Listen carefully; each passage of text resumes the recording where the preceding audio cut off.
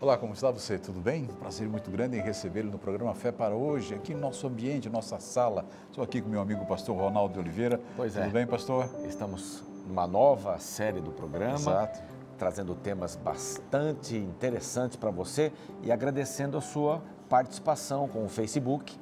Você tem dado sugestões para nós dos temas que devemos conversar aqui com os nossos convidados. Você sabe, sempre nós temos oferecido esta revista, Princípios, que é um presente do novo tempo. Eu gostaria de destacar dos temas que nós temos aqui, que é, será que Deus tem um livro, uma coisa muito interessante, eu acho que... Fala sobre a Bíblia, a importância da Bíblia, como estudar a Bíblia. Como Deus se comunica conosco Sim. através das Escrituras, isso é espetacular, é maravilhoso, você vai crescer espiritualmente, vai ter realmente um novo tempo na sua vida, estudando a Palavra de Deus. É só você solicitar, enviaremos gratuitamente para a sua casa, para onde você desejar, tá bem? Ok, hoje vamos dar continuidade a esta série dos 500 anos da Reforma. Vamos abordar um tema muito bonito, vamos falar sobre Cristo, né? Unicamente Cristo. Unicamente Cristo, Perfeito. que foi um dos pilares da Reforma de Martim Lutero e de outros tantos que estiveram ali. Vamos relembrar um pouquinho também aquilo que passamos em outros programas. Vai ser um programa bem intenso, bem gostoso, tenho certeza. Com você, o programa Fé para Hoje.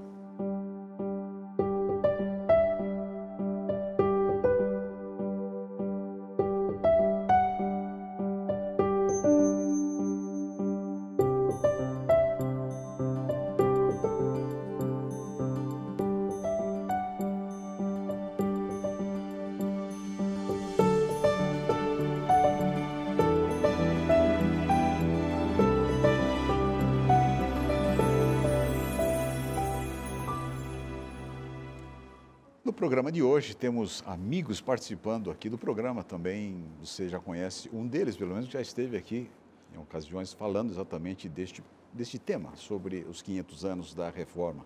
Pastor e doutor Edilson Valente, tudo bem, pastor? Tudo em ordem? Alegria, é um prazer estar com vocês novamente aqui. Muito obrigado por aceitar esse convite e assim a gente completar um pouco, falar mais de um tema a respeito da Reforma Protestante.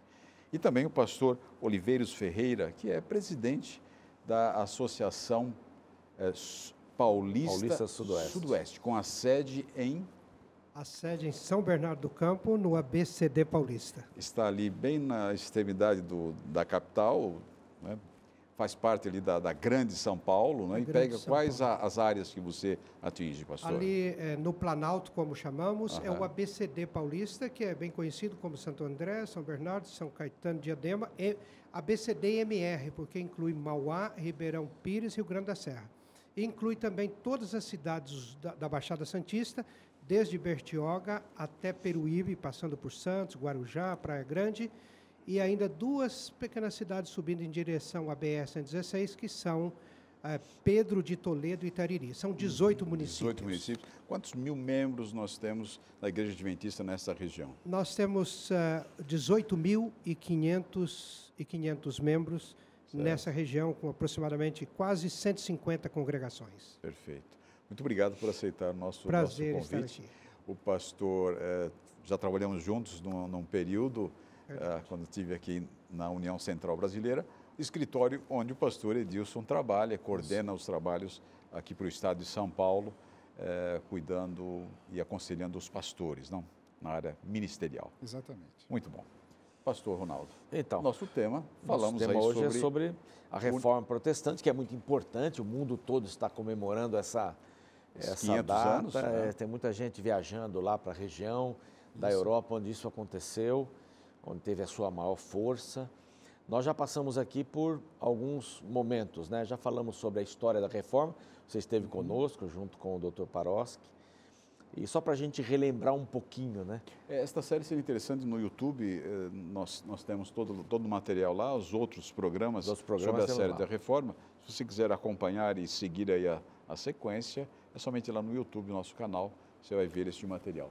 Isso toda semana a gente baixa no YouTube, né? Ou sobe para o YouTube o programa que foi apresentado.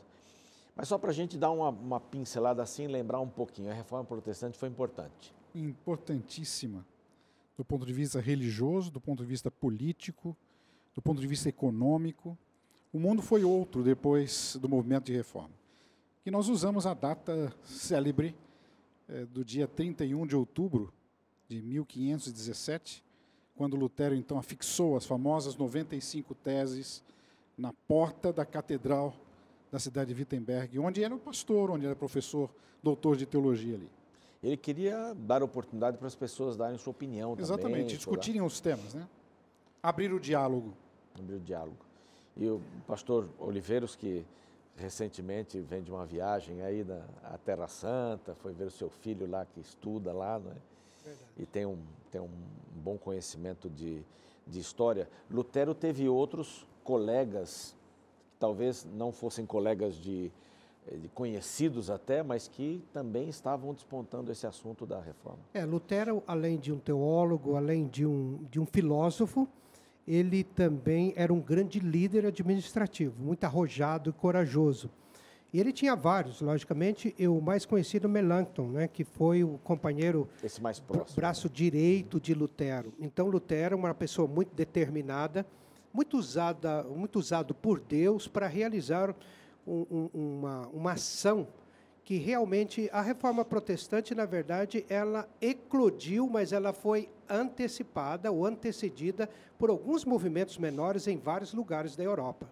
E, finalmente, então, como o pastor Valiante falou, nós chegamos, então, em 517, uma das marcas, a marca principal do início da reforma protestante, e o efeito da reforma protestante em todo esse mundo já falado aqui, alcançou não apenas os países da Europa, mas depois, né, no Novo Mundo, América, especialmente América do Norte, mas em todas as partes do mundo. Então, como resultado da reforma protestante, hoje nós temos a visão da salvação, a visão da fidelidade ou da Bíblia como a palavra de Deus, autoritativa e etc. e tal, e, de certa forma, até a independência do indivíduo, porque a reforma protestante proporcionou isso, tanto é como consequência vieram outros movimentos na Europa. Desenvolvimento também, né? Outros movimentos, até o iluminismo veio como consequência da reforma protestante. A reforma, ela propôs alguns pilares, né? Nós vimos já 3 pilares aqui, que são importantes, unicamente a Bíblia, né? Unicamente a Escritura, já vimos esse tema, unicamente a fé, e vimos outro, unicamente a graça. A graça, que é um tema muito importante. Nós vamos ainda abranger 2 temas que estão faltando, depois de passarmos pela história, antes, depois, consequências, vamos falar sobre Cristo, unicamente Cristo. Por que chegou-se, Lutero chegar a esta conclusão? Qual o momento histórico, vamos dizer assim, para ele poder colocar-se unicamente Cristo? A questão toda está ligada à autoridade. A igreja, ela detinha realmente toda a autoridade eclesiástica, em outras palavras, ela determinava a salvação. Uma linguagem bem simples. Ela mediava através das lides da igreja quem ia ser salvo, quem não iria. Lutero, então, ele vai estabelecendo os pilares, e todos esses pilares se tornam a contraposição a essa autoridade que a igreja tinha até então. E quando a gente fala, então, agora só Cristo, unicamente Cristo, ele vai contradizer aquilo que a igreja estabelecia, a autoridade da igreja, mediante os seus sacerdotes, de mediarem, de serem os intermediários entre, diríamos, o povo, as pessoas e Deus. Eles estavam ofuscando a imagem de Jesus, de Deus, né, que o próximo pilar é a glória de Deus, né? Mas eles estavam ofuscando isso e colocando o ser humano na frente. Na verdade, o que o protestantismo fez, o que a reforma protestante trouxe de maneira muito arrojada, definitiva e explícita, é a questão da autoridade realmente. A Igreja Católica Apostólica Romana tinha e tem 2 critérios, digamos assim, de autoridade. É a Bíblia, a revelação, e a tradição. A tradição que eles entendem sendo uma sequência, né, da tradição apostólica, mas a igreja, de maneira especial, administrada pelo Papa, e a infalibilidade papal. Então, a reforma protestante, apresentou isto. A autoridade não pode estar centralizada na tradição, mas apenas na Bíblia. Vocês já trataram desse assunto, né? Sola Escritura. Agora, quando fala solos Christus, então eu acho que aí está o cerne de tudo. Ou seja, a salvação, como ensinou Lutero e os reformadores, só na pessoa de Jesus Cristo. Ninguém além de Cristo, ninguém mais do que Cristo para dar a salvação. E esse é um fato bíblico, isso está claramente expresso nos evangelhos, nas epístolas do Novo Testamento e já também previsto em todas as profecias do Antigo Testamento. Então, esse é o ponto, que a salvação só em Jesus. E batendo, assim, acho que em alguns aspectos, Cristo como profeta, Cristo como sacerdote, Cristo como rei. Sim, sim. Essa é uma ideia, né, bíblica, que foi construída lá no quarto século, no terceiro, quarto século. O grande interlocutor dessa ideia foi Eusébio de Cesareia. E ele recuperou essa dimensão bíblica de Jesus Cristo. Quem é Jesus? Porque Jesus não era visto pela igreja, lógico que sim, mas com tantas outras coisas acessórias, isso era colocado de lado, era ofuscado, como sacerdote. Então, como que o crente, como que a pessoa poderia chegar-se a Deus? Ela poderia, não poderia ela chegar teria a que Deus, se valer né? da igreja, ela tem que se valer do sacerdote, do padre. O padre é que mediava os sacramentos, que ministrava os sacramentos. E a partir dessa ação sacramental que a pessoa recebia a salvação. Quer dizer, o sacerdote, ele ouvia nas confissões, o sacerdote rezava a missa, o sacerdote perdoava os pecados, né? O sacerdote era aquele colocado para estar como representante do povo. Essa dimensão, ela não aparece no Novo Testamento para o líder eclesiástico. O líder eclesiástico é alguém que facilita a palavra, o entendimento da palavra, aquele que motiva as pessoas, mas não tem de forma nenhuma a função de mediação substitutiva. Esse é um lado da moeda. Existe um outro lado, que é mais incrível ainda. É quando você coloca personagens da história da igreja, né, como mediadores, porque, veja, o sacerdote, o padre, seria o mediador, o interlocutor aqui na terra, mas há alguém no céu também que está fazendo essa mediação, essa interlocução. Então, aí, a Virgem Maria, aparecem os santos todos, e essa questão é delicada, porque a Bíblia fala no sacerdócio de todos os crentes, e a Bíblia estabelece de forma muito clara que não existe nenhum outro nome pelo qual importa que sejamos salvos. Atos capítulo 4, a não ser Jesus. Então, Jesus é esse grande mediador. Né? E assim, ainda dentro desse tema de sacerdote, o livro, a carta aos Hebreus, ela é bem clara em dizer a função de Cristo como sumo sacerdote. Né? Exatamente. Quer dizer, quem faz a mediação? A salvação é mediante quem? Exclusivamente, de acordo com a Bíblia. Né? Por Jesus Cristo, então, unicamente Cristo. Então, aí você tem a Bíblia, só a Escritura, certo, que vai falar sobre isso, deixa a tradição de lado.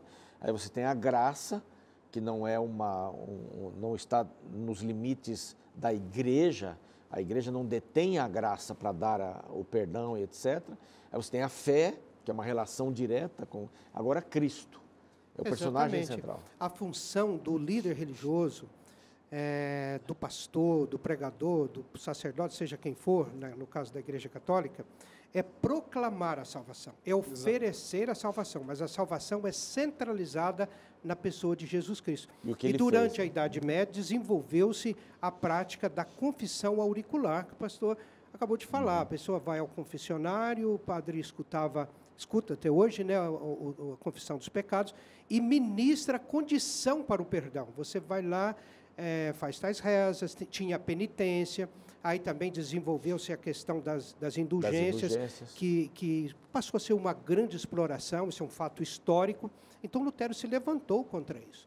Agora, sobre a salvação, que o pastor Valiante, que nós estamos tratando aqui, a salvação só em Cristo Jesus, se me permite, eu vou ler um verso da Bíblia, que é da Epístola a Timóteo. Primeira epístola do apóstolo Paulo a Timóteo, capítulo 2, versículo 5, diz assim: porque há um só Deus e um só mediador entre Deus e os homens, Cristo Jesus, homem. Então, há um só Deus e um só mediador, ou seja, expressão mais cristalina, mais explícita e mais precisa do que esta, não podemos encontrar, não existe, não precisa explicação. Aqui o texto em si já explica, Jesus é o único mediador.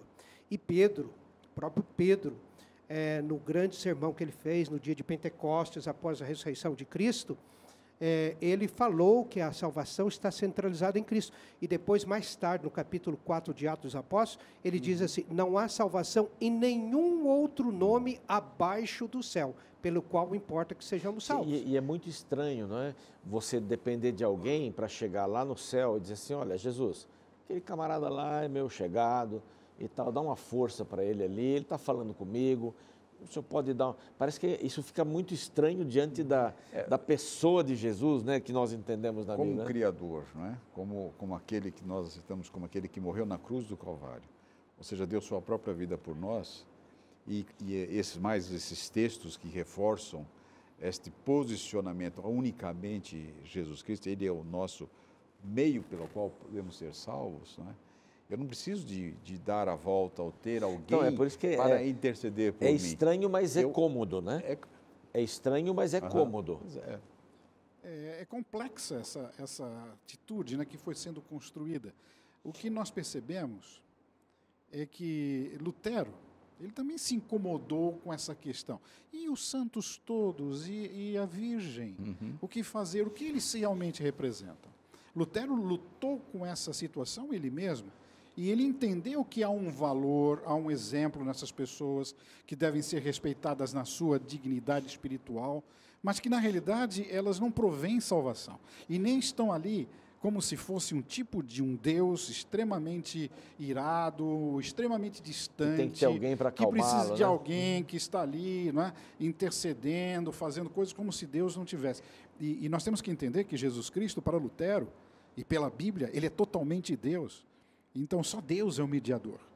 Há uma linguagem bíblica, pastor Edson, que eu me encanto, é a linguagem da reconciliação.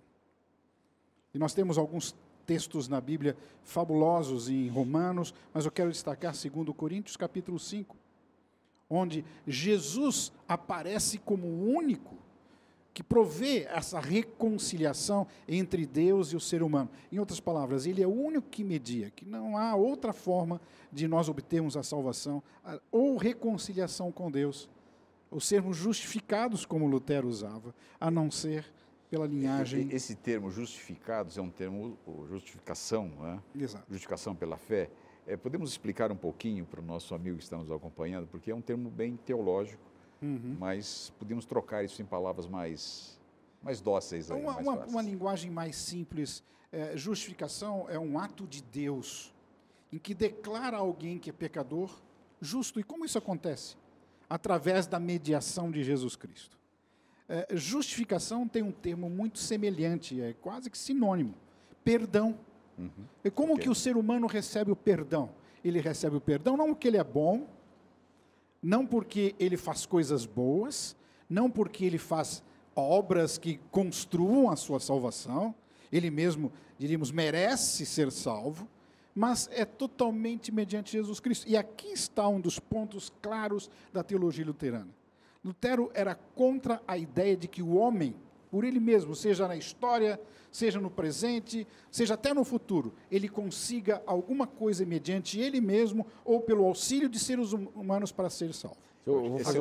Esse é o ponto, acho que o ponto-chave que a gente precisa trabalhar. Quer dizer, eu posso fazer alguma coisa? Lutero diz não. A Bíblia diz não. Só por Cristo. É só por Cristo, unicamente Cristo. Acho que essa é a grande ênfase que nós estamos dando. Agora, por que só por Cristo? Aí está, é a questão do pecado.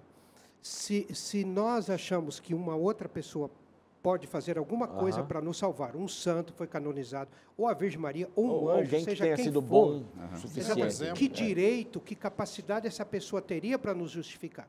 Aí é uma compreensão errada do que é o pecado. O pecado é a quebra do relacionamento e da vida com Deus. Aí entra uma questão da justiça de Deus. A justificação pela fé tem a ver com aquele que aceita a justificação. Então, Jesus, ele pagou o preço da justificação.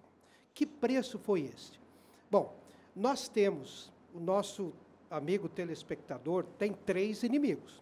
Vocês, nós todos temos, eu gosto de falar que temos 3 inimigos. Se tiver o quarto, aí elimina o quarto, porque não pode ter mais do que 3. Quais são os 3 inimigos, biblicamente falando?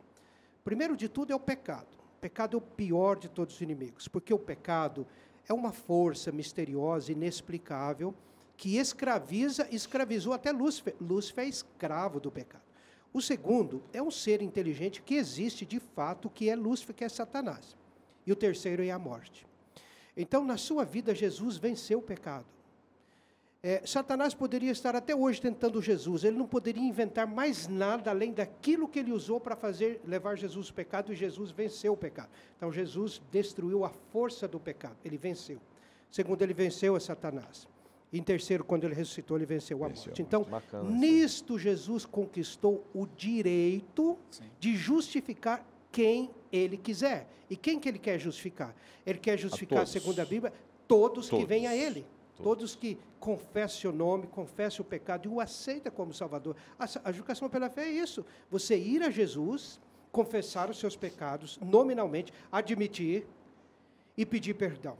Ele te perdoa, ele te reconcilia, como o pastor falou. Por quê? Porque ele tem direito. Quando ele disse em Mateus 28 aos apóstolos, toda autoridade me foi dada no céu e na terra, agora vocês vão e preguem a todo mundo sob esta autoridade. Ele tem essa autoridade por quê? Porque ele conquistou essa autoridade. A Virgem Maria não conquistou. Pedro não melhor conquistou. Que tenham sido todos pessoas extraordinárias. Mas somente aquele que é Deus e que se tornou homem. O que eu preciso fazer? Permito. Deixa eu só dar um parênteses aqui. Um pouco de água. Isso, bebe um pouquinho de água, você está precisando. Assim, muitas pessoas vêm, mas peraí, vocês são de 27º dia, falam do sábado, dos mandamentos, vocês são salvos pelos mandamentos. Nós acreditamos piamente na graça. Não tem outra forma de salvação. Não tem outra forma. Se você tentar, qual câmera que eu falo aqui?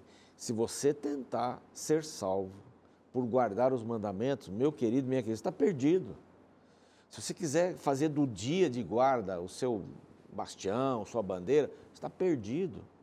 Nós concordamos com a reforma quando aponta um dos pilares em Cristo Jesus. É só nele, é a convergência de todas as nossas necessidades. Verdade. Então, esse é um tema bastante importante para a gente. A minha colocação é extraordinária, que você acabou de mencionar. O meu ponto seria, o que eu, como indivíduo, tenho que fazer para receber a graça, o perdão? Eu vou evocar um verso bíblico, Efésios capítulo 2, verso 8. Pela graça sois salvos. Sola gratia. Mediante a fé. Sola fide. Sola fide. E isso não vem de vós, vem de Deus. Então, é basicamente isso. Né? Nós não podemos fazer nada. O que eu tenho que fazer? Aceitar a Jesus Cristo como meu Salvador pessoal. Agora, eu queria trazer aqui uma dimensão que nós já tocamos assim de passagem, mas eu gostaria de aprofundar. A ideia da mediação. Muitos cristãos veem a salvação em Cristo Jesus.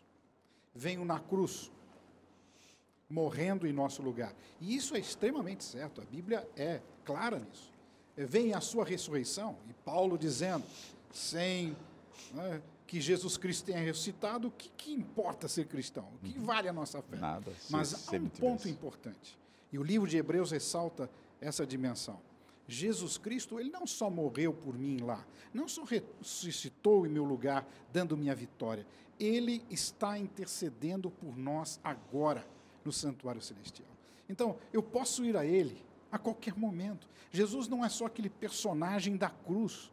Jesus é um personagem real que, através da oração, que através da minha confissão, através, naturalmente, da ação do Espírito Santo em minha vida, que me convence do pecado, eu posso me dirigir a Jesus Cristo, que está lá agora, intercedendo por nós. Esse é um quadro Então, a ressurreição é tão importante quanto a morte, né?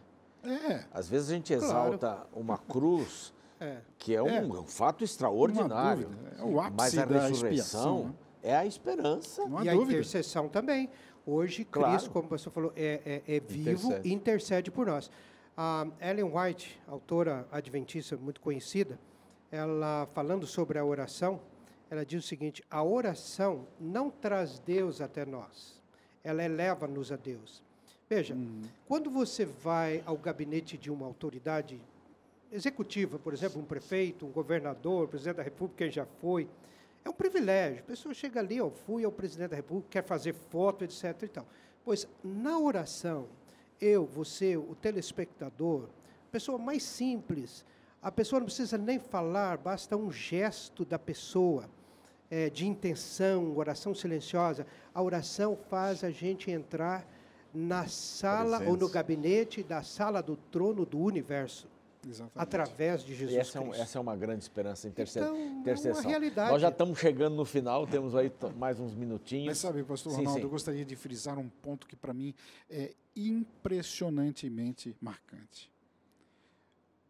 Nós temos que entender que nós somos sacerdotes, no sentido de que eu não preciso de nenhum intermediário, eu não preciso de um pastor, eu não preciso de um santo, eu não preciso da Virgem para me achegar a Cristo Jesus. O sacerdote Eu posso, de todos os o crentes, sacerdócio de todos que os Lutero crentes, disse, né? que nós podemos ir, que Lutero tanto falou, não é verdade, que ecoando, né, as verdades Definiu, né? bíblicas de Pedro, que nós podemos. Então, eu acho que quando um crente está abalado pela seu peso, quando a consciência traz ali o seu pecado, e quando ele quer mudar de vida, quando ele pensa em salvação, ele pode ir por ele mesmo, mediante a palavra de Deus e a oração, até o trono de graça. E o texto que eu gostaria de terminar aqui, nossas considerações, vamos voltar para o último programa da série falando sobre a glória de Deus, mas está no capítulo 15 de João, versos 1 em diante. Eu sou a videira verdadeira,